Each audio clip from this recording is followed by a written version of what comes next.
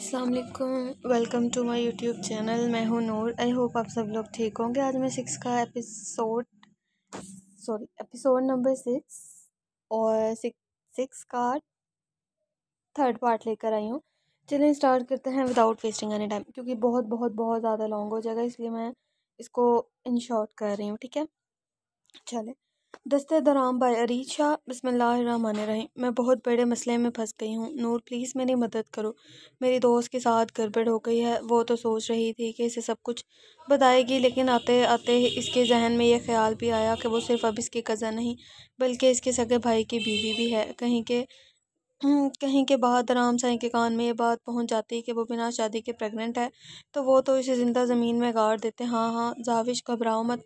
मुझे बताओ क्या मसला है, मैं तुम्हारी मदद करूंगी। क्या गड़बड़ हो गई है? इसके इस तरह बुखलाए हुए अंदाज पर वो इसे दिलासा देते हुए पूछने लगी। मेरी दोस्त प्रेग्नेंट हो गई है अब इसे समझ नहीं आ रहा वो क्या करे। इसने एक ही सांस में अपनी पूरी बात बता दी। क्या तुम्हारी दोस्त की शादी हो चुकी है? नूर ने इसकी परेशानी को देखते हुए सवाल किया था। नहीं, शादी नहीं हुई, सिर्फ निकाह हुआ है, जाविश ने सोचते हुए बताया। इसे ये भी डर था कि कहीं नूर को सचमुच पता ना चल जाए तो क्या बच्चा इसके शोहर का ही है। नूर को ये सवाल पूछते हुए बहुत अजीब लग रहा था, लेकिन जाविश की परेशानी बेवजह तो ना थी। हाँ तो और क्या, जाविश ने फ़ौरन जवाब दिया। चलो बस फिर ठीक है, तुम अपनी दोस्त से कहो कि अपने शोहर को कहे कि रुखसती करवा ले। ऐसे मसलों में रुखसती सबसे बड़ा हल होती है, और बच्चा तो अल्लाह ताला की रहमत होता है। तुम अपने दोस्त को कहो कि तुम लोगों से जो गलती हुई है इसे सुधारो और जल्द से जल्द रुखसती कर लो। इस मसले का और कोई हल नहीं है वो, और इसमें इतना परेशान होने वाली कोई ज़रूरत नहीं है। निकाह तो हो चुका है ना, सिर्फ रुखसती ही तो होनी है। अगर तुम्हारी दोस्त ज़्यादा परेशान है तो तुम मेरे साथ इसको फ़ोन पर बात करवा दो। करवा दो। नूर ने इसे मशवरा दिया था। नहीं नहीं, मैं समझा दूंगी इसे। तुमने मुझे मसले का हल बता दिया, अब मैं इसे बता दूंगी, सब ठीक हो जाएगा। इस मसले का हल रखती इस मसले का हल रखती है, यही बताना है, इसे मैं बता दूंगी। वो अचानक से इसके करीब से उड़ती तेजी से बाहर की जाने भाग गई थी कि कहीं नूर सच में इसे दोस्त को फ़ोन करने पर मजबूर ना कर दे। अजीब लड़की है, पूरी बात तक नहीं सुनी। खैर अल्लाह इसकी दोस्त की हर परेशानी ख़त्म करे, लेकिन मेरी परेशानी का क्या होगा? वो दोबारा अपने फ़ोन की जाने मुतवज्जा होती कहने लगी थी। अब दराम साई से तो वो पक्का नाराज़ होने वाली थी, जिसकी वजह से इसके सारे कॉन्टेक्ट्स डिलीट हो गए थे। इस वक्त इसके पास इसकी माँ का भी नंबर महफूज नहीं था। इनका नंबर इसे ज़बानी बिल्कुल भी नहीं आता था। पहले तो सना ने इसकी मदद की थी, इसका व्हाट्सएप का नंबर चेंज करके इसके सारे कॉन्टैक्ट पाकिस्तान के नंबर में महफूज कर दिए थे। आप लोगों को मैं एक बात बता दूं, आप लोग पता नहीं, आप लोगों को लगता है मैं कमेंट रीड आउट नहीं करती, बट मैं हर किसी के कमेंट रीड आउट करती हूँ। चाहे सिंगल अच्छा कमेंट हो, बुरा कमेंट हो, चाहे जैसा भी हो, मैं रीड आउट करती हूँ। और मेरी जो लिसनर है नजमा, तो उनको मैं ये बताना चाहती हूँ, thank you thank you thank you very very so much. आप स्पेशली आप बहुत बहुत ज़्यादा मेरे हर एपिसोड को कह लें या हर वीडियो को आप बहुत ज़्यादा प्यार देती हैं, और बहुत ज़्यादा मुझे करेज करती हैं कि आप बहुत अच्छा कर रही हैं। तो इसके लिए थैंक यू सो मच, मुझे अप्रिसिएशन देने के लिए। और मैं आपका हर कमेंट रीड आउट करती हूँ, चाहे आप हो या कोई भी हो। अपने माइंड में ये मत रखिएगा कि मैं कमेंट रीड आउट नहीं करती, मैं each and every comment read out करती हूँ। चलें दोबारा स्टार्ट करते हैं।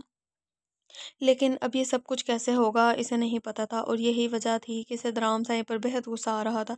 लेकिन दराम के लिए तो जैसे ये बात कोई अहमियत ही नहीं रखती थी। क्या आप मुझे साहिर साईं से इस बारे में बात करनी होगी? क्या मुझे इन्हें बताना होगा कि वो बाबा बनने वाले हैं? हाँ तो नूर बताया तो है कि इस मसले का यही हल है, मुझे इन्हें बता देना होगा। ये कोई सिर्फ मेरा मसला नहीं है, इनका भी इतना ही है जितना मेरा। आखिर किस तो इन्होंने की थी ना। अब मुझे इनसे बात करनी होगी, मुझे इन्हें कहना होगा कि जितना जल्दी हो सके रुखसती का इंतज़ाम करें। लेकिन मैं सारी ज़िंदगी इस वसीले नशी के साथ कैसे रहूँगी? ये गलती भी तो मेरी है। मुझे क्या ज़रूरत है वो बकवास करने की? मेरी ज़बान जल कर नीचे गिर जाती है। मैं कभी मर कर भी इस जली ज़बान का इलाज ना करवाती, लेकिन मेरे मुँह से ऐसी बात निकली तो निकली क्यों? ऐसी क्या मरी जा रही थी मैं रसगुल्ले खाने के लिए कि सीधे मुँह चूमने की बात कर डाली। या अल्लाह जी, मैं क्या करूँ, मैं कहाँ जाऊँ, मैं कहाँ फँस गई हूँ। इस चीज़ को का तो सिवाय रुखसती के और कोई हल नहीं है, और इस वसीले नशे के साथ सारी ज़िंदगी गुजारना मेरे बस में भी नहीं है। प्लीज़ मेरी मदद करें अल्लाह जी, मुझे इस मुसीबत से निकालें। मैं अभी बेबी कैसे सँभालूँगी? अभी तो मैं खुद बेबी हूँ। मैं क्या करूँ, मैं किधर जाऊँ? वो डाइनिंग टेबल पर बैठी खुद से ही बातें करने में मसरूफ़ थी, जब दरवाज़े से साईं अंदर आता हुआ नज़र आया। इसे देखते ही वो उठकर खड़ी हो गई। इसके अचानक क्यों खड़े होने पर साईं के लबों की तराश में मुस्कुराहट नुमाया होकर गायब हुई थी। रात के बारे में सोचकर इसका दिल एक बार फिर से बेतरतीबी से धड़का था, और इसके इतने करीब थी जितना इसने कभी नहीं सोचा था। कल रात इसने जानबूझकर इसे किस किया था, क्योंकि वो अपने ख्वाब को सच करना चाहता था। वो जानना चाहता था कि वो सचमुच में सिगरेट से ज़्यादा नशीली है, या सिर्फ ख्वाब में ही नखरे दिखा रही है। वो आहिस्ता आहिस्ता कदम उठाता इसकी जानिब जा रहा था, जबकि इसे अपनी तरफ आता देखकर जाविश को घबराहट होने लगी थी। आई अम्मा साईं, इसने हवा में आवाज़ दी और भागती हुई सीढ़ियाँ चढ़ गई, जबकि ताई अम्मा साईं सामने किचन में काम कर रही थी। इसकी स्पीड देखकर वो एक बार फिर से मुस्कुरा दिया। इसकी शर्माने का अंदाज़ थोड़ा अलग था, लेकिन अच्छा था। कम से कम साहिर साईं को तो बहुत अच्छा लगा था। वो इसके पीछे जाने का सोच ही रहा था कि सनान साईं घर में दाखिल हुआ। हो गई जाने की तैयारी? सनान साईं वापसी कब है? वो सोफे पर बैठा था, इसे पूछने लगा। पता नहीं जनिश ने तैयारी की होगी या नहीं। मुझे एक ज़रूरी काम था, जिसकी वजह से मुझे बाहर जाना पड़ा था। अभी अभी जाता हूँ, कमरे में पूछता हूँ। इसने सोचते हुए कहा। वो जानता था कि जन्निश इससे खफा है, सही वो भी सुबह ज़रूरत से ज़्यादा ही इस पर सख्ती कर गया था, जबकि ऐसी कोई बात थी ही नहीं। वो इसकी बीवी थी, हक रखती थी इसके बारे में सब कुछ जानने का। इससे इतनी सख्ती नहीं बरतनी चाहिए थी। वो तो इसे डिस्टर्ब ना करने के ख्याल से ही फ़ोन उठा रही थी, लेकिन अगर वो फ़ोन उठा लेती तो पता नहीं बात कहाँ से कहाँ निकल जाती। वो इस मसले को जनिश की पहुंच से दूर ही रखना चाहता था, और जल्द से जल्द इस मसले को जड़ से ख़त्म कर देना चाहता था। जनिश के साथ गुजरे इन कुछ ही दिनों में ही वो इसके लिए बेहद अजीज़ हो गई थी। अब इसकी ज़िंदगी में किसी दूसरे की जगह नहीं थी, और अब वो यही बात इस पर ज़ाहिर करने गया था। वो चाहता था कि वो ये किस्सा यहीं पर ख़त्म कर दे। इसकी खबर तक जनिश के कान तक न जाए, लेकिन क्या ऐसा मुमकिन हो पाएगा? क्या वो जनिश से ये सब कुछ कह पाएगा? क्या ये सब ये सब कुछ छुपाना आसान होगा? कमरे में कदम रखते ही इधर मुंह फुलाए बैठी थी। इसके नाराज़ होने का मतलब पहले तो वो समझ नहीं पाया। फिर इसे याद आया कि जाते हुए तो वो सचमुच में इसके साथ काफ़ी बड़ा जुल्म करके गया था। हाँ, लेकिन वो इस जुल्म को जुल्म समझता ही कहाँ था। जानम सही, मैं तुम्हें रास्ते में मनाने की अपनी तरफ से मुकम्मल कोशिश करूँगा। अगर तुम्हारा दिल किया तो मान जाना, और अगर नहीं भी तो मान जाना, क्योंकि मैं कश्मीर के बेहद खूबसूरत रोमांटिक मौसम में तुम्हारी नाराज़गी बर्दाश्त करने के बिल्कुल मूड में नहीं हूँ। चलो अब जल्दी से नीचे चलो, गाड़ियाँ तैयार है, हमारी 6 बजे की फ़्लाइट है। अगर वक्त पर निकलेंगे तो एयरपोर्ट पहुँच जाएंगे, जल्दी करो। वो बैग उठाकर इसे कहता कमरे से चला गया, जबकि नूर का मुंह बन गया था। इसकी नाराज़गी की तो कोई अहमियत ही नहीं थी। वो इसे मनाने के लिए कुछ भी नहीं करने वाला था। ये जानकर नूर को काफ़ी बड़ा सदमा हुआ था। मेरी नाराज़गी से कोई फ़र्क नहीं पड़ता, मतलब कि मुझे फ़ोन नया नहीं मिलेगा, ये तो नहीं चलेगा। पता नहीं कश्मीर कितना खूबसूरत होगा, और मैं कश्मीर की एक-एक जगह को अपने मोबाइल के कैमरे में मुक़य्यद करूँगी। नहीं दराम साईं, आप मेरे साथ इतनी इतनी बड़ी नाइंसाफ़ी नहीं कर सकते। आपको मुझे फ़ोन लेकर देना ही पड़ेगा। वो उठकर जल्दी से अपना दुपट्टा उठाती नीचे की जानिब चली गई थी, जहाँ सब लोग ही बाहर बैठे हुए थे, जबकि दराम अपना सामान गाड़ी में रख रहा था। घर से वो चारों एक साथ निकले थे, जबकि ज़रनिश और सनान साईं पहले कागान और नारायण जाने वाले थे, जबकि दर और दराम साईं दोनों कश्मीर पहले जाने वाले थे। दोनों का रूट अलग-अलग था, क्योंकि वो दोनों ही एक दूसरे को डिस्टर्ब करने की वजह नहीं बनना चाहते थे। वो नीचे आकर सबसे मिलने लगी तो सनान भी जनिश के पास कमरे में जाने लगा। एक तो इसका मूड चेक करना था कि किस हद तक ख़राब था, और दूसरा इसे मनाने के लिए भी तो कुछ ना कुछ करना ही था, और वो हनीमून पर इसे मना ही लेगा, इसे पूरा यकीन था। लेकिन वो इतनी बेमोल तो ना थी कि उसकी नाराज़गी को बिल्कुल भी कोई अहमियत ना देता। डार्लिंग, अभी तक तुम यहीं खड़ी हो, अपना आप सवार रही हो, गाड़ियाँ आ गई हैं। चलो अब हमारे पास ज़्यादा टाइम नहीं है। ये घायल करने वाला अंदाज़ तुम वहाँ जाकर अपना लेना। वो वहाँ जाना, और वहाँ जितना चाहे तैयार हो जाना। तुम्हारे सर के साईं को कोई मसला नहीं है, लेकिन अभी के लिए ये नाज़ो नज़ाकत उधार रख लो, और जल्दी से नीचे चलो बाहर। सब लोग ही हैं। इसी शीशे के सामने खड़ा देख वो उसके पास आता है, इसे अपनी बाहों में कैद करते मोहब्बत से बोला था। इसके मोहब्बत भरे अंदाज पर जनिश ने कोई जवाब न दिया, बस हाँ में सर हिलाया। इसका इस कदर सीरियस मूड इस बात की गवाही था कि वो इससे बेहद नाराज़ है। वो बिना कुछ भी बोले बाहर की जानिब जाने लगी, जबकि इसकी खामोशी ने सनान के दिल को उदास कर दिया। सुबह के लिए नाराज़ हो? इसकी खामोशी पर वो अचानक से इसका हाथ थामता इसे अपनी जानिब खींच चुका था। नहीं तो इसमें नाराज़ होने वाली क्या बात है? मुझे आपका फ़ोन नहीं उठाना चाहिए था, मुझे खुद भी सोचना चाहिए था कि इंसान की हर चीज़ पर्सनल, हज़ार चीज़ें पर्सनल होती हैं। शादी हो जाने का ये मतलब तो नहीं कि हर चीज़ में इंटरफेयर किया जाए। शायद मैं ज़रूरत से ज़्यादा ही आप पर हक जताने लगी हूँ, लेकिन आप फ़िक्र न करें, मैं आइंदा मुकम्मल एहतियात करूँगी, मैं हद से आगे नहीं जाऊँगी। वो इसे जवाब देती बाहर जाने लगी, जब सनान ने इसका चेहरा अपने हाथों में थामते हुए इसके माथे पर लब रखे। नहीं मेरी जान, तुम हर चीज़ में इंटरफेयर करने का हक रखती हो। मुझे ये एहसास नहीं हुआ कि कब मेरा लहजा इतना तल्ख़ हो गया। मेरा दिमाग ख़राब हो जाता है ना कभी-कभी। आई एम सॉरी, मेरा मकसद तुम्हें हर्ट करना नहीं था ज़नीश। मैं तुमसे बेहद मोहब्बत करता हूँ। मैं जानता हूँ सुबह तुम मेरी वज़ह से हर्ट हुई हो, और मैं बहुत बुरा हस्बैंड हूँ यार। अभी नई-नई शादी है ना, हर चीज़ को शायद हैंडल नहीं कर पा रहा, इसीलिए फ़िज़ूल में तुम पर गुस्सा हो गया। I am really sorry. अगर तुम कहती हो तो अपने कान पकड़ के सॉरी करता हूँ। वो अपने कान पकड़ते हुए मोहब्बत से बोला। तो इसके इस अंदाज़ पर ज़निश ने मुस्कुराते हुए इसके हाथ को अपने हाथ में थाम लिया।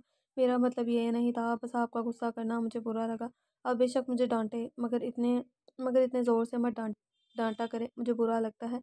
इस तरह से कभी मुझे किसी ने नहीं डांटा। वो इसे देखते हुए बोली तो सनान को एक बार फिर से शर्मिंदगी ने आन गिरा। मैं जानता हूँ मेरी जान, और आज के बाद मुझसे कभी ऐसी गलती नहीं होगी। वो इसे अपने सीने से लगाता यकीन दिलाने वाले अंदाज में बोला, तो वो भी अपने दिल से हर बुरा ख्याल निकालती पुरसकून सी आंखें मूंद गई, जब अचानक सनान ने इसे खुद से अलग किया था। जानान, हमें नीचे जाना है, बहुत वक्त हो गया। इससे पहले कि हमें बुलाने के लिए कोई ऊपर आ जाए, बेहतर है कि हम खुद ही अपने रोमांस को खैराबाद कहकर नीचे चलें, जिसका मेरा बिल्कुल भी दिल नहीं करा, लेकिन क्या करे, मजबूरी है। हनीमून पर भी तो हमें ही जाना है। वो इसे देखते हुए बेहद शरारती अंदाज में बोला, तो जनिश भी मुस्कुराते हुए इसके साथ नीचे आई थी। वो चारों घर से निकल चुके थे और एक दूसरे के साथ आगे का सफ़र करने वाले थे, जबकि जाविश पहले तो इन सबके जाने की वजह से काफ़ी उदास हो गई थी, लेकिन अब इसे और ही टेंशन लगी हुई थी।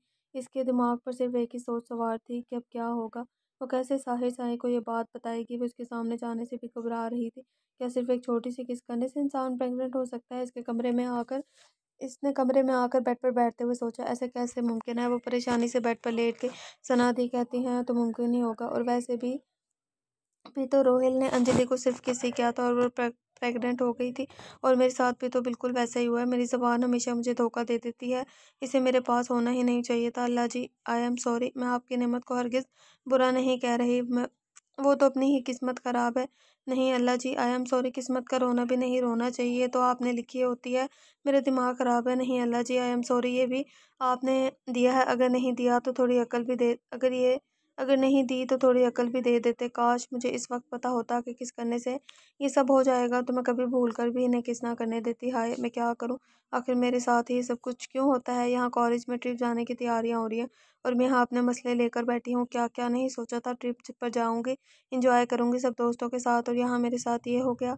इस मसले का कोई हल निकले तो ट्रिप पर जाने का कोई इंतज़ाम करूँ। आज रात मुझे साहिर साहिर से बात करनी पड़ेगी, इन्हें इस बारे में बताना होगा। ये सिर्फ मेरा मसला नहीं है, इनका भी। आज रात में इनके कमरे में जाकर इन्हें ये बताऊंगी, और फिर वो जाने और इनका बेबी, मेरा कोई लेना देना नहीं है इन सब से। इसने खुद से फैसला करते हुए कहा, अरे ऐसे कैसे लेना देना नहीं है? बेबी तो मेरा भी है ना, मेरा लेना देना है, लेकिन ज़्यादा साहिर साई का है। वो कुछ सोचते हुए वापस उठकर बैठ गई। जब दरवाजे पर दस्तक देती अम्मा सही अंदर दाखिल हुई। मेरी जान, नाराज़ हो मुझसे इसीलिए यहाँ कमरे में आकर बैठ गई हो? वो उसके पास आते हुए इसे अपने गले से लगाती बेहद मोहब्बत से बोली, जबकि इन्हें इस तरह से लाड करते देख वो भी खुश हो गई थी। आ जाए नीचे, आजा नीचे, मैं तेरे लिए रसगुल्ले बना रही हूँ, अब अपनी नाराज़गी ख़त्म कर। वो प्यार से समझाते हुए बोली, जबकि इसके रसगुल्ले के जिक्र पर इसका रोने को दिल कर रहा था, लेकिन मजबूरी ये थी कि यह बात वो सिवाय साहिर साई के और किसी को नहीं बता सकती थी। इसे सबसे ज़्यादा गुस्सा तो रसगुल्ले पर आ रहा था, जिसकी वजह से ये नौबत यहाँ तक आई थी। अब क्यों तुम्हारा मुंह बना हुआ है? चलो अब नाराज़गी ख़त्म करो और जल्दी से नीचे आओ। मैं तैयार कर चुकी हूँ। मेरा प्यारा बच्चा। इसका माथा चूमते बेहद लाड से वो इसे बुलाकर नीचे जा चुकी थी, जबकि जाविश बेचारी बेबसी से उठकर नीचे जाने लगी। अगर इसकी माँ को पता चल जाता कि रसगुल्लों की वजह से वो कितनी बड़ी गलती कर चुकी है, तो अपने हाथों से रसगुल्ले का गला घूंट देती।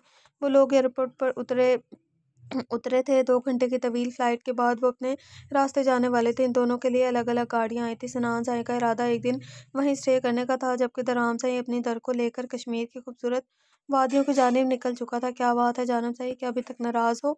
और अब तो मान जाओ यार, ज़रा सी बात को लेकर इतना इतना क्या मुंह बनाना। वैसे मुझे सच से बताओ, तुम्हें किस बेवकूफ़ ने कहा कि यूँ मुंह बना कर बैठे रहो? तुम बैठते हुए तुम क्यूट लगती हो। जिसने भी बोला है बिल्कुल झूठ बोला है। इस तरह बहुत ही कोजी लगती हो। मुंह सीधा करो अपना। वो इसका गाल खींचते हुए इसे प्यार से मना रहा था। कोजी मतलब, इसका मतलब अच्छा है या बुरा? जो कब से मुंह फुलाए बैठी थी, इसके कोजी लफ्ज पर इसे घूरने लगी थी। यार अब मैं इतना अच्छा नहीं हूँ कि तुम्हें इस अल्फाज का कोई अच्छा सा मतलब बताऊंगा। इसका मतलब होता है बहुत बुरी और बहुत गंदी लग रही हो। दराम ने पूरी ईमानदारी से सच्चाई बयान की थी। अल्लाह आपने मुझे या अल्लाह आपने मुझे बुरी और गंदी गंदी कहा। अगर इतनी गंदी और बुरी लगती हूँ तो मुझे लेकर ही क्यों आए? और मैं यहाँ और हो मुझे लेकर क्यों आए हो यहाँ? मुझे वापस जाने दें। मुझे नहीं जाना आपके साथ कहीं भी। इसकी जो नाराज़गी कम होने की कोशिश दराम कर रहा था, वो इसके एक अल्फाज की वजह से मजीद बढ़ गई थी। हाँ तो कह तो रहा हूँ कि अपना मुंह ठीक करो। चलो मैं गोलगप्पे खिलाता हूँ।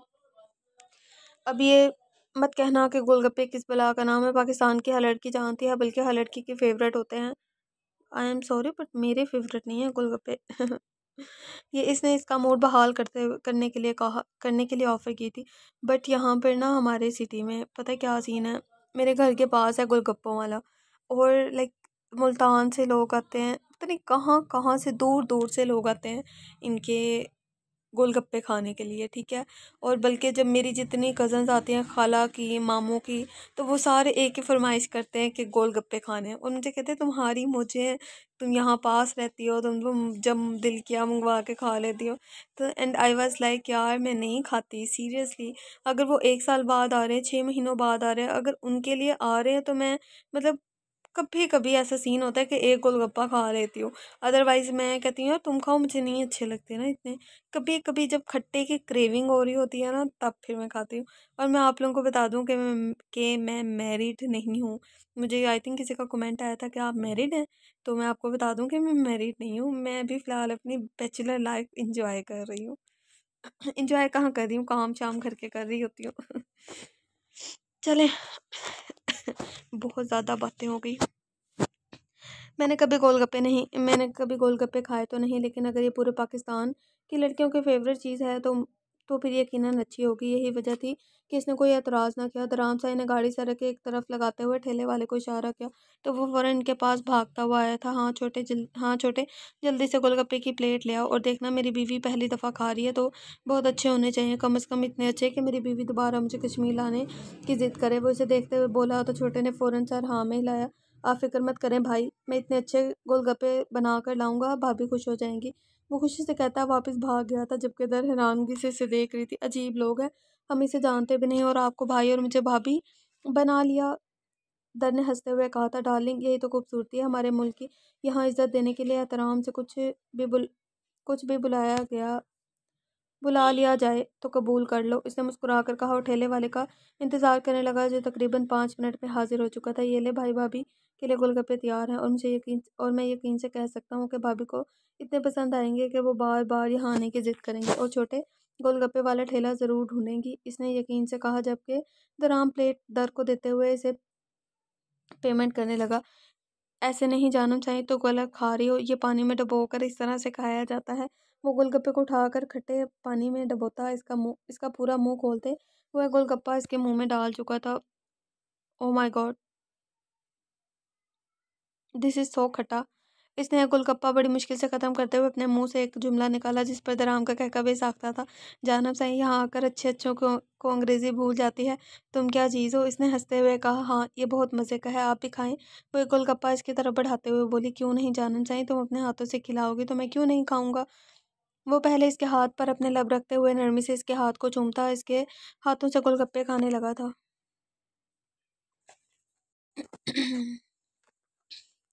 ये बहुत अच्छे हैं, हम जाते हुए जाविश और सानिया के लिए भी लेकर जाएंगे, इसने खुशी से कहा। जानम साहिब, पाकिस्तान का कोई ऐसा एरिया नहीं है जहाँ से गोलगप्पे ना मिलते हो, इसीलिए तुम बिल्कुल बेफिक्र होकर खाना खुद खाओ, इन्हें बहुत मिल जाएंगे। और वो इसके गाल प्यार प्यार से गाल खींचते हुए बोला, शुक्र है इसका मुंह ठीक हो गया था। वो जानता था जब तक इसे इसका फ़ोन याद नहीं आता तब तक इसका मूड ठीक रहेगा। रात 11:30 बजे का वक्त था। वो शाम से ही इसका इंतज़ार कर रही थी, लेकिन वो घर वापस आया तो सीधा बाबा साईं के कमरे में चला गया। ना जाने इनके साथ 2 घंटे कौन सी मीटिंग जारी रही थी। इस दौरान भी वो सब्र तहम्मुल से इसका इंतज़ार करती। जब वो बाहर आया तो उसने मुलाज़िमा को इसे खाने के लिए पूछने का कहा था, लेकिन इसने मुलाज़िमा को काफ़ी सख्ती से जवाब दिया था कि इसे ये सवाल पूछने के लिए इसकी मलकूहा इस घर में मौजूद है, तो बेहतर है वो अपना काम करे और जाए। जब इसे भूख लगेगी वो जाविश को बता देगा। तो वो तो इसके सामने भी नहीं जाना चाहती थी, लेकिन इसे इससे बात भी करनी थी। काफ़ी देर वो इसका इंतज़ार भी करती रही, लेकिन अब नीचे जाने की हिम्मत नहीं हो रही थी। अगर इसने दोबारा वही हरकत की तो खैर तो खैर है। अभी तक तो इसकी तरफ से बुलावा नहीं आया था, जिसको लेकर जाविश और भी ज़्यादा टेंशन हो रही थी। हो सकता है वो खाना खाकर अपने कमरे में जाकर सो गए हों और मैं इनसे बात करने के इंतज़ार में ही बैठी रहूं। नहीं नहीं, मुझे इनसे बात करनी होगी। इससे पहले कि मामला बिगड़ जाए, मुझे इनसे शादी की बात करनी होगी, वो भी आज ही।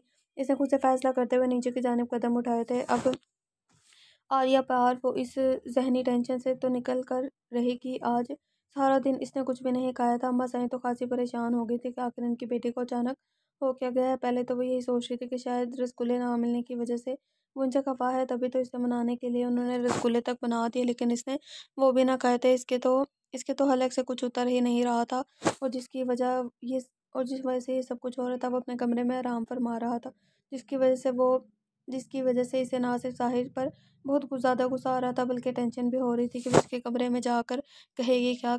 कहना क्या है, साफ साफ कह दूंगी कि मैं आपके बच्चे की माँ बनने वाली हूँ। आपकी वजह से ये सब कुछ हुआ है और अब आप मुझसे शादी करें और जितना जल्दी हो सके रुखसती करवाएं, क्योंकि इस मसले का बस यही हाल है। वो सीढ़ियाँ उतरते हुए अपनी सारी बातें जहन में महफूज कर चुकी थी। साहिर साईं के कमरे के बाहर आकर एक लंबी सांस खींची और ज़ोर से दरवाज़ा खटखटाया और खुद आंखें बंद करके खड़ी हो गई। दरवाज़ा खुलने की आवाज़ आई, तभी इसने आंखें खोलकर नहीं देखा था। मासूम लोमड़ी, क्या यहाँ खड़े होकर ख्वाब ख्वाब देख रही हो या नींद में चलकर यहाँ आई हो? वो इसे आंखें बंद किए देखकर इसे सवाल करने लगा था। मुझे आपसे बहुत ज़रूरी बात करनी है।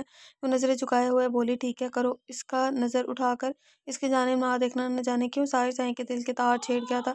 क्या मैं अंदर आ सकती हूँ? इसने सवाल किया तो साहिर ने पूरा दरवाज़ा खोलकर इसे अंदर आने की इजाज़त दी और ज़रूर आओ, तुम्हारा ही तो कमरा है, आगे फ्यूचर में तुम्हें इसी में रहना है। वो इसे खुले दिल से अंदर बुलाते हुए दरवाज़ा बंद कर चुका था।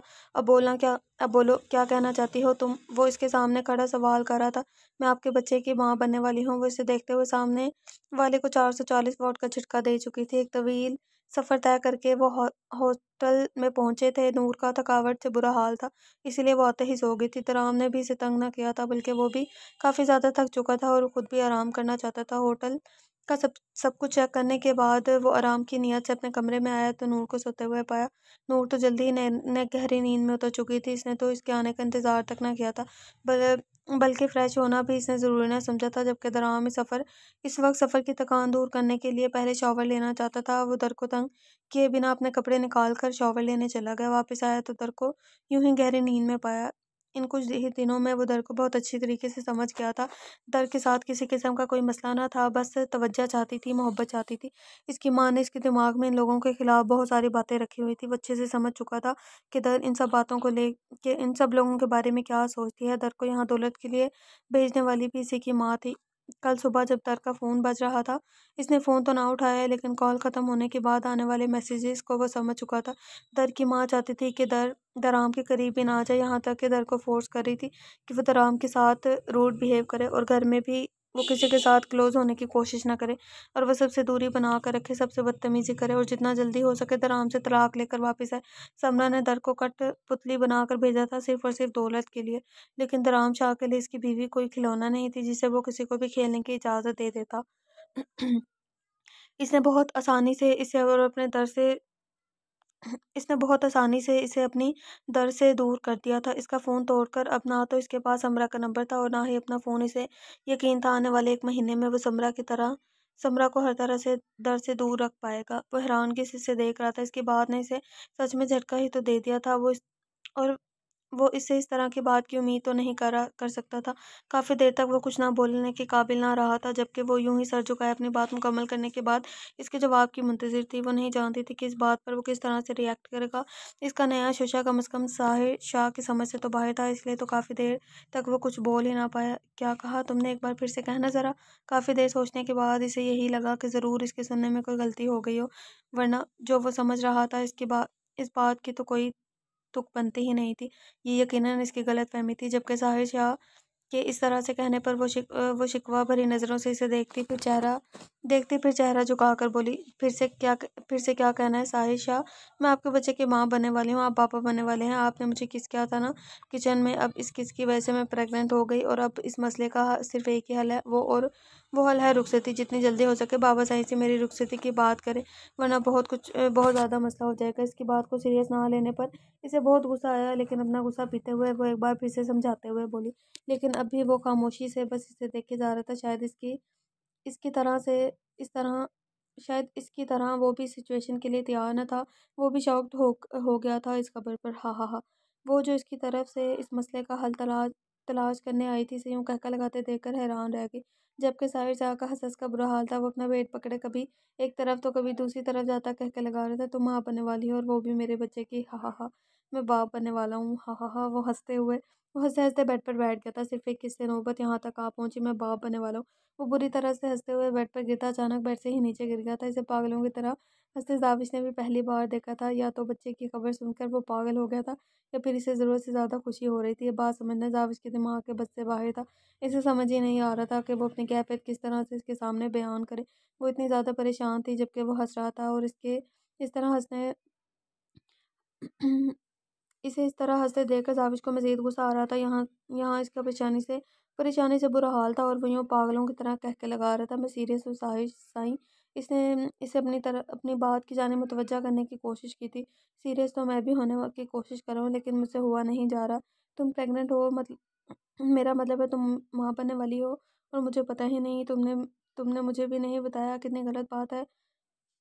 जाविश वो फिर से कह कर लगा कर बोला, लेकिन इसके रोने वाली इसकी रोने वाली शक्ल देखकर खुद को कंट्रोल कर गया। खैर ये सारी बातें तो बाद में हैं, तुम पहले मुझे ये बताओ कि तुम्हें किस अक्लमंद ने बताया कि किस करने से लड़की प्रेग्नेंट हो जाती है। वो बड़ी मुश्किल से अपनी हंसी पर कंट्रोल करने की कोशिश में बोला था, सना दी ने बताया। इसने फ़ौरन जवाब दिया था, जिस जिस पर साहिर ने हाँ में सर हिलाया, जबकि मुँह से एक और कहका फूटने की मुकम्मल तैयारी में था। क्या तुम्हें किसी ने ये नहीं बताया कि बच्चे फ़रिश्ते लेकर आते हैं? मतलब कि रात को फ़रिश्ते किसी वक़्त आते हैं और एक प्यारी सी बच्ची या एक प्यारे से बच्चे को तकिए के पास रख कर चले जाते हैं। मतलब कि अल्लाह की तरफ से तोहफ़ा होता है। वो इसे देखते बोला तो आगे से जाविश ने इसे घूर कर देखा था। क्या आप मुझे बेवकूफ़ समझते हैं? आपको क्या लगता है मुझे नहीं पता होगा? जब तक लड़की प्रेग्नेंट ना हो तब तक बेबी नहीं आ सकता, और फ़रिश्ते नहीं आते, बल्कि लड़की हॉस्पिटल जाती है और बेबी लाती है। वो इसे अपनी अक्लमंदी दिखाते हुए बोली। वो इतनी बेवकूफ़ ना थी जितना वो समझ रहा था। अरे वाह! तुम्हें तो सब पता है, और तुम्हें तो ये भी पता है कि किस करने से बेबी हो जाता है। मैं पता नहीं क्यों शादी के इंतज़ार में बैठा हूँ, यहाँ तो किस करने से बेबी हो रहा है। वो हैरान सा कम आवाज़ में बोला, आप क्या बोल रहे हैं? पहले मेरे मसले का हल निकालें, इसे खुद से बातें करते देख। कज़ाविश फिर से बोली तो साहिर ने एक नज़र इसकी तरफ देखा और आहिस्ते से उठा इसके करीब चला आया। तुम्हारे मसले का हल मैं निकालता हूँ, तुम बिल्कुल बेफ़िक्र हो जाओ। मैं आज ही पापा साईं से बात करता हूँ। रुखसती की। वो आहिस्ते से इसकी कमर में हाथ डालता इसे अपनी जानिब खींच चुका था, और फिर रुखसती के बाद मैं तुम्हें बताऊँगा कि आखिर बेबी कैसे होते हैं। क्योंकि जैसे तुम सोचती हो वैसे भी हरगिज़ नहीं होते। वो इसे अपने बेहद करीब करते हुए बोला। इसकी गर्म सांसें जाविश के चेहरे से टकरा रही थी। तो फिर कैसे होते हैं? हो तो रहा है हमारा बीबी। वो फिर से बोली तो साहिर साईं की घनी मूंछों तले अनाबी लब एक बार फिर से मुस्कुरा उठे थे। नहीं हो रहा, लेकिन तुम फिक्र मत करो, रुखसती होते ही मैं तुम्हारी ख्वाहिश ज़रूर पूरी करूँगा। क्या मतलब? इसका इतना पास आना जाविश को नर्वस कर गया था। छोड़ो ये सब बातें, तुम ये बताओ कि कहाँ किस किया था मैंने? वो इसकी नर्वसनेस को इग्नोर करता इसके माथे को अपनी उंगलियों की पूरों से छूता इसकी चमकती पेशानी पर अपने लब रख चुका था। यहाँ या फिर यहाँ? वो इसके दोनों गुलाबी लबों पर गुलाबी गालों पर बारी बारी लब रखता इसे पूछने लगा। इसके मोहब्बत पर लम्स पर वो थरथराने लगी थी। या फिर यहाँ? इसके होंठों पर अपनी उंगली रखता इसके लरजते वजूद को कैद करते हुए उसके लबों पर झुक गया, और इसकी सांसें जैसे कैद होकर रह गई हों। वो बेहद नरमी से इसके होंठों को नरमी से महसूस करता, इसके होंठों को आज़ाद करता, इसकी सहराहीदार गर्दन पर झुकने ही लगा था कि जाविश फ़ौरन इससे दूर होने की जद्दोजहद करने लगी। ज़ाहिर इसे नरमी से कुछ सहला करके पीछे हट गया था। क्या हुआ? तुम इस तरह से क्यों डरे हो? यहाँ बात बेबी तक आ पहुँची है और तुम्हें किस पर इस तरह से घबरा रही हो? और ऐसे नहीं चलेगा डार्लिंग। जब तुम सबको बताओगे कि तुम मेरे बच्चे की माँ बनने वाली हो, तो ताई अम्मा साई तो तुमसे बहुत सारे सवाल करेंगी। तो क्या तुम इनसे ये कहोगे कि मैंने तुम्हें किचन में किस किया जिससे तुम प्रेग्नेंट हो गई? इसे दूर हटते और यूँ घबराता देख लुत्फ़अंदोज़ हो रहा था। आपकी कोई बात मुझे कुछ समझ नहीं आ रहा, पता नहीं आप क्या कहना चाहते हैं, और मैं ये बात किसी को भी नहीं बताना चाहती। हम बगैर किसी को भी कुछ बताए बताए भी तो रुखसती कर सकते हैं। उसे देखते हुए बेहद मासूमियत से बोली। इसकी बात पर साहिर का बहुत दिल किया कि एक बार फिर से कहका लगाए या फिर इसकी अकल पर मातम करे। इसकी कुर्बत पर वो पहले ही बेहाल हो रही थी। इससे इतनी दूर खड़ी वो अब दरवाजे के बिल्कुल पास आ चुकी थी कि अब अगर साहिर शाह इसके करीब आता तो वो फ़ौरन बाहर भाग जाए। तुम सच में इतनी मासूम हो या मुझे बेवकूफ़ बनाने की कोशिश करती रही हो जाविश? सारे दिन फ़िल्मों और ड्रामों में घुसी रहती हो, तुम्हें ये भी नहीं पता बच्चे कैसे पैदा होते हैं? वो उसे देखते हुए सवाल करने लगा। मुझे पता है हीरो हीरोइन को किस करता है तो बेबी होता है। फ़ौरन इससे पहले जवाब आया था हाँ, लेकिन आवाज़ बेहद कम थी। तो अब तक मैं तो तुम्हारे बहुत सारे तुम्हें बहुत सारे किस कर चुका हूँ, तो इस हिसाब से तो मेरे दर्जनों बच्चे पैदा होने चाहिए थे। बेवकूफ़ लड़की, अगर बच्चे पैदा करना इतना आसान होता तो अब तक पाकिस्तान की आबादी 22 करोड़ से 100 करोड़ हो चुकी होती। पता नहीं कब अकल आएगी तुम्हें। एक किस करने से बच्चा पैदा हो रहा है, यहाँ मैं तो फजूल में रुखसती का इंतज़ार कर रहा हूँ, और ये मासूम लोमड़ी निकाह के बाद में फ़ौरन ही मुझे बाबा साईं बनाने की तैयारी कर रही है। फजूल बकवास, और कितने लोगों के सामने करके आई हो कि तुमने सना को बताया? अब इसे ये फ़िक्र होने लगी थी कि इसकी ये बेवकूफ़ी पूरी हवेली में नशर न हो चुकी हो। नहीं, मैंने किसी को नहीं बताया, सिर्फ़ आपको ही बता रही हूँ। सबसे पहले नूर ने यही कहा था कि बच्चे के बाबा साईं को सबसे पहले बताना है। इसने ही तो बताया था कि इस मसले का हल रुखसती है। क्या तुमने नूर को भी बता रखा है? अब इसे सच में दूसरा झटका लगा था। नहीं नहीं, इसको मैंने बताया कि मेरी सहेली का मसला। इतनी बेवकूफ़ थोड़ी हूँ मैं। अगर वो अदा साईं को बता देती तो अदा साईं मुझे ज़िंदा ज़मीन में गाड़ देते। इसने फ़ौरन जवाब दिया था शुक्र है अल्लाह पाक। इसने दोनों हाथ उठाकर आसमान की जानिब देखा था और अब इसकी जानिब देखते हुए आगे बढ़कर इसका हाथ थामा और इसे बेड पर बिठाया। यहाँ बैठो, यहाँ बैठकर मेरी पूरी बात सुनो और बहुत गौर से सुनो। बच्चे इस तरह से पैदा नहीं होते। किस करने से कुछ भी नहीं होता, और तुम बिल्कुल भी प्रेग्नेंट नहीं हो। इसलिए अपने दिमाग से ये सारी फजूल सोचें निकाल कर अब अपनी पढ़ाई पर ध्यान दो, और अब आगे कभी तुम्हें इस तरह का कोई भी दौरा पड़े तो सना और नूर के पास जाने के बजाय तो मेरे पास आना, क्योंकि इसका हल मैं तुम्हें दूंगा और कोई नहीं। आई मेरी बात समझ में? इसे देखते हुए पूछने लगा। तो जाविश ने पहले तो शुक्र की सांस ली कि वो प्रेग्नेंट नहीं है, और फिर फ़ौरन हाँ में सर हिलाया। साहिर बहुत अच्छे तरीके से समझता था इसकी कंडीशन को। वो एक छोटी सी किसका पता नहीं कौन सा मतलब निकाल चुकी थी। इसमें कसूर इसका नहीं था। पहले तो अभी इसकी उम्र नहीं थी ये सारी बातें समझने वाली, और अम्मा साईं से चुप छुपा कर ड्रामे और फिल्में देखकर जितना इसे समझ में आ रहा था इस हिसाब से वो अपनी तरफ से ठीक ही थी। अपनी ज़िंदगी को तो वो इतनी ही हद तक सीरियस लेती थी जबकि जितनी एफएससी के स्टूडेंट ले सकती है। चलो अब उठो यहाँ से और जाओ अपने कमरे में जाकर आराम करो। अच्छा खासा दिमाग हिला कर रख दिया। वहाँ से जाने की इजाज़त देते हुए बोला, और वो फ़ौरन उठकर बाहर निकलने लगे, जबकि जाते जाते ही इसकी ज़बान में खुजली ज़रूर हुई थी। Thank you so much Allah ji, baby नहीं होने वाला। अभी तो मैं खुद बेबी हूँ और मैं बेबी कैसे संभालूंगी? इसकी बड़बड़ाहट साहिर की समातों से टकराई तो इसके लबों पर एक बार फिर से मुस्कुराहट आ गई। इसे बेबी का बचपना तो मैं दूर करूंगा, एक बार रुखसती तो हो जाए, वो बेड पर लेटते हुए बोला। तो एक बार फिर से ध्यान इसकी बातों पर चला गया। कमरे की फिजा में एक बार फिर से इसका पुरकशिश कहका बुलंद हुआ था। मेरी मासूम लोमड़ी। जनिश थोड़ी देर पहले ही अम्मा साईं से बात करके अब आईने के सामने बैठी तैयार होती बेड के पास आई थी, जहाँ सनान कब से इसे अपने करीब आने का इशारा कर रहा था। इसके पास आते हुए जनिश ने आशा से अपना सर इसके सीने पर रखा। सनान ने इसके गिर्द अपना घेरा मजबूत करते हुए इसके माथे पर अपने रब रखे। सनान से हम घूमने कब जाएंगे? इनका आज तीसरा दिन था यहाँ आए हुए, लेकिन सनान को तो रोमांस से ही फुर्सत नहीं थी। वो इसे यहाँ घुमाने लेकर आया था। यहाँ आने के बाद वो इसे आस पास के कुछ करीबी इलाके ही दिखा कर लाया था। जानान कल ही तो गए थे, अब क्या ज़रूरत घूमने फिरने की, और टाइम बर्बाद क्यों करें? मैं तो चाहता हूँ यहाँ से वापस जाते हुए हम खुशखबरी लेकर जाएं। और एक तुम हो जो मुझसे दूर भागने की यहाँ बहाने ढूंढती रहती हो। बहुत गलत बात है। इस तरह से तो हमारे घर में नन्हे मेहमान आने में बहुत वक्त लग जाएगा। इसे अपनी बाहों के साथ में कैद किए इसे बेड पर लिटाता हुआ इसके नाजुक वजूद पर झुका था, जबकि इसकी इन्हीं हरकतों की वजह से वो आगे से कुछ भी नहीं बोल पाई थी। इसकी शर्म हया इसे पूरी तरह से बेबस कर देती थी। वो चाहकर भी इसे अपनी बात मनवा नहीं पाई थी। सनान बारी बारी इसके चेहरे के नकोश को लबों से छूता इसे अपने मजबूत हसार में कैद कर चुका था। वो जानबूझकर इसे कहीं भी बाहर लेकर नहीं जाना चाहता था, क्योंकि इसे पता था कि मुस्कान इसकी बात मानने की बजाय इसके पीछे पीछे यहाँ तक आन पहुंची है। वो जानता था कि मुस्कान का मकसद अब सिर्फ और सिर्फ जनिश तक कर इसे सब कुछ बता देना है और वो अपना पास्ट कभी भी जनिश के सामने नहीं खोल कर रखना चाहता था। वो अपनी ज़िंदगी में बेहद मुतमईन और खुश था। वो नहीं चाहता था कि जनिश इस सब के बारे में कुछ भी जाने, जबकि अपना फ़ोन भी वो बंद कर चुका था। वो हर तरह से मुस्कान से दूर रहना चाहता था। वो जानता था कि हकीकत से भाग नहीं पाएगा, आज नहीं तो कल सारी हकीकत सामने आ जाएगी, लेकिन वो इससे पहले ही जनिश को एतमाद में ले लेना चाहता था। वो खुद ही से शादी की रात सब कुछ बता देना चाहता था, लेकिन जनिश ने इसे रोक दिया था। इस दिन तो वो मुतमईन हो गया था, लेकिन अब उस मुस्कान की धमकियों ने इसे बेहद परेशान कर दिया था। और मुस्कान किस तरह की लड़की थी वो बहुत अच्छी तरीके से समझता था। अब इसे मुस्कान से पहले सब कुछ खुद ही हैंडल करना था, जो इसके लिए काफ़ी मुश्किल था। मुस्कान का साया भी अपनी खुशहाल ज़िंदगी में नहीं पड़ने देना चाहता था। इसकी आंख खुद पर झुके तराम साईं की गर्म सांसों की महक से खुली थी। वो इसके चेहरे के नकूश को अपने लबों से छू रहा था। इसकी घनी मूंछों की चुभन से डिस्टर्ब हो रही थी। रात के न जाने कौन सा वक्त था, वो उसे अपने साथ न जाने कौन कौन सी जगह दिखा कर लाया था। डिनर के बाद वापसी पर वो अच्छी खासी थकी हुई थी।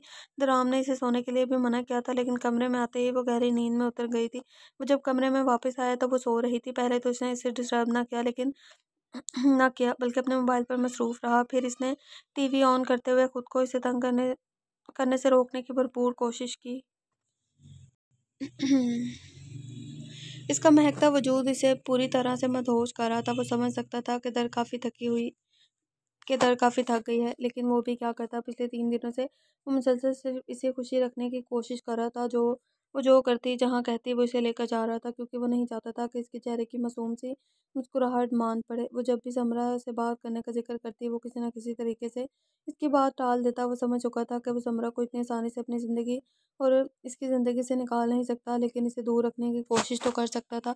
बचपन से दर ने अपनी माँ की तवज्जो नहीं पाई थी, और वो अपनी माँ की तवज्जो की तलबगार थी। जब दर ने पाकिस्तान आकर अपने बाप से अपना हिस्सा मांगने की बात की, तब समरा के दिल में लालच आ गया था और इसकी सोई हुई ममता भी जाग गई।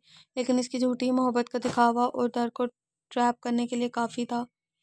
दर इसे अच्छी निगाहों से देखने लगी। इसकी निगाहों में इसकी माँ, बहन, कसूर और मजबूर बन गई। और जिस तरह से समरा ने इसे उसका बाप और ख़ानदान दिखाया, इसने इसी तरह से देखा था। लेकिन यहाँ आने के बाद इसकी सोच बदल रही थी। यकीनन वो इन सब लोगों से अटैच होती जा रही थी, लेकिन अटैचमेंट नहीं, मोहब्बत होना ज़रूरी है। वो ये तो जानता था कि दर इससे हमेशा मोहब्बत करती है, लेकिन वो कितनी मोहब्बत करती है जानना ज़रूरी था। क्या वो इसकी मोहब्बत के लिए अपनी माँ को छोड़ सकती है? ये मुश्किल था, बहुत मुश्किल था। इस बात में कोई शक नहीं था कि वो अपनी माँ को बहुत अरसे से छोड़ चुकी थी, लेकिन समरा की झूठी ममता ने इसे एक बार फिर से अपनी जानिब मुतवज्जा कर लिया था। वो इसकी माँ थी, और माँ के हर रूप से मोहब्बत हो ही जाती है। माँ चाहे किसी भी रूप में आए, इसे खुद से दूर नहीं किया जा सकता, और दर के साथ भी इस वक्त वही हो रहा था। समरा इस वक्त इससे अपनी झूठी मोहब्बत जताकर अपना काम निकलवा रही थी, और दराम को इसे समरा की झूठी मोहब्बत के जाल से निकाल कर अपनी सच्ची मोहब्बत दिखानी थी। इसे भी तो अपनी मोहब्बत का एहसास दिलाना था। वैसे भी वो इसे यहाँ सिर्फ घुमाने फिराने के लिए तो नहीं लाया था। इसे यहाँ लाने की असल वजह तो इसे अपनी मोहब्बत का एहसास दिलाना था, और एहसास दिलाने के लिए भी वो बहुत सारे तरीके होते हैं। जहाँ हाँ, लेकिन दराम शाह का अंदाज थोड़ा अलग था। दराम चाहता था कि दर को इसकी आदत हो जाए, और दर चाहकर भी इससे अलग ना रह पाए। वो इसकी रूह में उतर जाना चाहता था, इसकी सांसों में बस जाना चाहता था। जानम साईं, क्यों तड़पा रही हो? उठ जाओ ना यार, आशिक पे जुल्म अच्छी बात तो नहीं है। इसके चेहरे पर जा बजा अपने लब रखता वो इसे जगा रहा था। सोने देना दराम साईं, मैं बहुत थक चुकी हूँ। उसके लबों पे अपना मरमरी हाथ मरमरी हाथ रखते हुए इसने करवट बदलने की कोशिश की, जब अचानक ही दराम ने इसे कंधे से थाम कर इसे अपने साथ लगाया था। लड़की, मैं तुम्हें यहाँ सोने के लिए नहीं लाया, तुम्हारी ख्वाहिश मैंने पूरी की है, अब मेरी ख्वाहिशात का एहसास करो। इसकी थोड़ी को थामते ऊपर करता वो उसके लबों पर झुक गया। दर की नींद लम्हे में उड़ी थी। दराम से छोड़े ना प्लीज़। वो उसके बेबाक अंदाज पर अपना आप छुड़वाने की नाकाम कोशिश करने लगी, जबकि दराम को अपनी ही खुमारी में डूबा हुआ था। इसके लबों को अपने लबों में कैद में लेता वो पूरी तरह से मदहोश हो चुका था। दर काफ़ी देर इसे समझाती रही, लेकिन जब दराम के जज्बात हद से गुजरने लगे, तो इसे ये सारी मज़ाहमत बेकार लगी। इसे रोकना इसके बस से बाहर था। इस मामले में वो सिर्फ अपने दिल की सुनता था।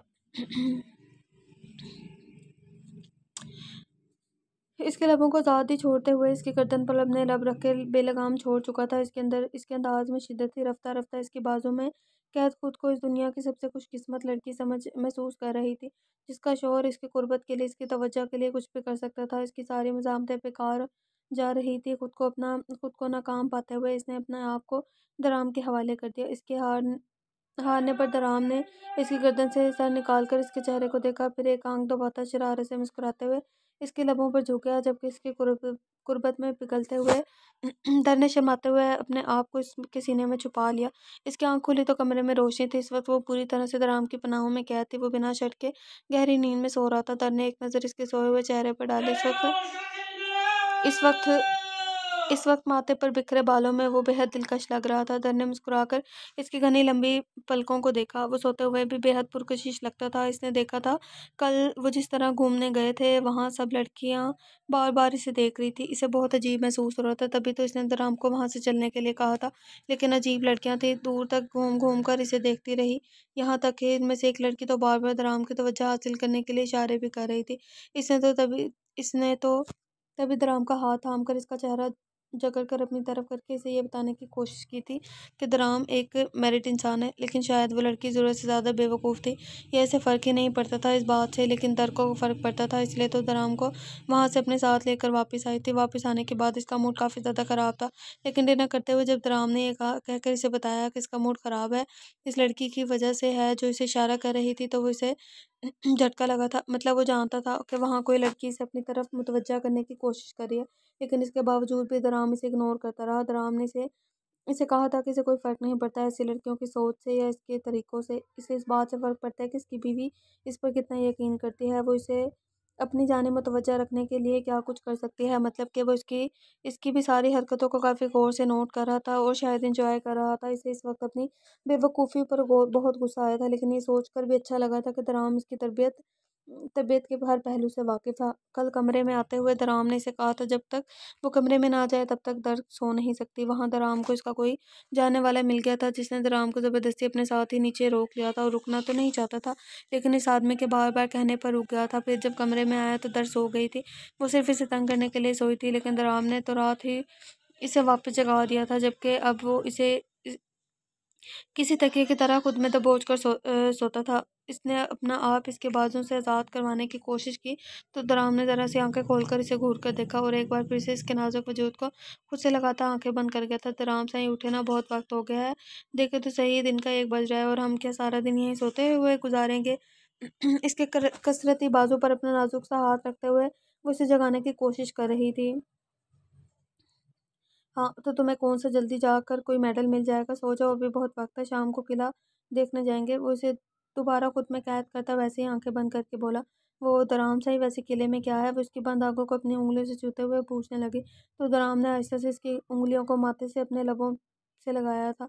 कुछ खास कुछ खास नहीं, बस इतना पता है कि कोई राजा हुआ करता था जो दुश्मनों की बेटी से मोहब्बत कर बैठा, और दुश्मनों की बेटी ने चाल चलकर राजा को अपने मोहब्बत के जाल में फंसाया था। राजा अपना महल छोड़कर इस किले में आकर रहने लगा। इसने इस लड़की की मोहब्बत के लिए सारी दुनिया को ठुकरा दिया। दौलत, शोहरत, ऐशो इशरत हर चीज़ भुलाकर वो बंजारों जैसी ज़िंदगी गुजारने लगा। इसे अपनी बाहों में कैद किए वो आहिस्ता आहिस्ता बता रहा था, तो क्या इस लड़की को राजे से कभी मोहब्बत नहीं हुई? इसकी सच्ची मोहब्बत ने क्या इसके दिल में अपने लिए मोहब्बत नहीं जगाई? इसे सचमुच में इस राजे से हमदर्दी हो रही थी। वो लड़की भी इस राजे की मोहब्बत में कैद हो गई थी, लेकिन इसे एहसास हुआ तब तक बहुत देर हो चुकी थी। वो अक्सर इस किले में राजे से मिलने के लिए आती थी, और फिर इस खेल को ख़त्म करने के लिए इसने अपने बाप को बता दिया कि राजा कहाँ छुप कर बैठा है। इस पर हमला करते हुए दुश्मनों ने राजा को जान से मार दिया, और जब इस राजे की मौत की खबर इस लड़के तक पहुंची, तब वो इस राजे से मोहब्बत कर बैठी थी। इस लड़की ने राजा की लाश पर जा जाकर चीख चीख कर अपनी मोहब्बत को कबूल कर लिया, लेकिन तब तक बहुत देर हो चुकी थी। राजा दुनिया छोड़कर जा चुका था। कहते हैं कि वो लड़की राजा की मौत के बाद पागल हो गई थी और न जाने कितने सालों इसी किले में भटकती रही, और फिर एक दिन राजा की यादों के साथ साथ वो भी हमेशा के लिए एक याद बनकर रह गई थी। सुनने में तो ये भी आया कि आज भी सच्ची मोहब्बत करने वालों की रूहें वहाँ मिलती हैं। वो अपनी बात ख़त्म करता इसे एक बार फिर से अपने सीने में भींच चुका था। आराम से, क्या वहाँ राजा और इस लड़की की कब्र भी है? इसके सीने से सर निकालते हुए काफ़ी उदासी से बोली जानम साईं, मैं मैं तो ये नहीं जानता कि मैं तो ये भी नहीं जानता कि कहानी सच्ची भी है या नहीं। मुझे तो लगता है कि किले को देखने के लिए ज़्यादा से ज़्यादा लोग आए, इसीलिए लोगों ने कहानी बना कर रखी है। मतलब मुझे ये लगता है कि इस कहानी में कोई सच्चाई नहीं, सिर्फ एक झूठ है और कुछ नहीं। और तुम इस चीज़ को लेकर इमोशनल हो रही हो? तो राम अपने ख्याल बयान करते हुए बोला था। तो दर्द को काफ़ी बुरा लगा था। राम से ही आप ऐसे कैसे किसी की सच्ची मोहब्बत को झूठा कह सकते हैं? हो सकता है कि ये सब कुछ सच हो, और सच में हुआ हो और मैं सच हो सकता है ये सब कुछ सच में हुआ हो, सच में दो मोहब्बत करने वाले बिछड़ गए हों। हो सकता है इनकी सच्ची मोहब्बत इस किले के रूप में लोगों तक पहुंचती हो। हमें किसी की सच्ची मोहब्बत को गलत नहीं कहना चाहिए। वो लड़की बेवकूफ़ थी जो राजा की सच्ची मोहब्बत को समझ नहीं पाई और अपनी मोहब्बत का इज़हार करने में देर कर दी। मुझे यकीन है इस कहानी से बहुत सारे लोगों ने ये सब बहुत कुछ सीखा होगा। हो सकता है लोग इस चीज़ को समझ गए होंगे कि कुछ चीज़ें वक्त पर हो जाएं तो बेहतर है। इस लड़की को धोखा देने के लिए इसके अपने ही थे, इसके खून के रिश्ते कैसे इसे इस्तेमाल करे थे। अगर वो ये बात समझ आती तो शायद वो गलती ना करती जो इसने की और हमेशा के लिए राजा को खो दिया। मुझे यकीन है इस कहानी से बहुत सारे लोगों ये समझ गए होंगे कि आपकी मोहब्बत के लिए सब कुछ छोड़ दें। इसे कभी छोड़ना नहीं चाहिए। जो आपके नाम से जीता हो इसे मारना नहीं चाहिए। दर दर खोई-खोई से अंदाज में बोली, जबकि दराम कब से इसके मुँह से ये सारी बातें सुन रहा था। कितनी मिलती-जुलती थी इसकी और इसके राजा की कहानी। दुश्मनों ने अपनी बेटी का इस्तेमाल करके राजा को मौत दी थी। दुश्मनों ने ये भी ना सोचा था कि जुड़ा रहा कि जो उजड़ रहा है वो अपना ही खून है। हाँ, इसकी माँ के जैसे। जिस तरह राजा की कहानी में दुश्मनों ने अपनी बेटी को खुद बर्बाद किया था, इसी तरह समरा को कोई फ़र्क नहीं पड़ता था कि इसके इस खेल में दर किस तरह से बर्बाद होगी। काश वो इस कहानी का वो हिस्सा दिखा पाता जो इस वक़्त इसकी अपनी ज़िंदगी में हो रहा था। लेकिन फ़र्क था इस कहानी के राजा और दराम शाह में। दराम शाह इतना बेबस नहीं था कि अपनी मोहब्बत को इस तरह इस्तेमाल होने देता। बोले ना, हम कितने बजे जा रहे हैं वहाँ। वो अपनी सोचों में गुम था जब तरन ने इसका कंधा हिलाया। बताया तो सही, शाम 5 बजे। इसकी बेताबी पर मुस्कुराते हुए बोला, इतना लेट? तब तक हम क्या करेंगे? वो हैरान किसी से देखते हुए पूछने लगी। तो दराम की आंखें शरारत से चमकी। करने के लिए तो बहुत कुछ है, बस तुम तावन करो।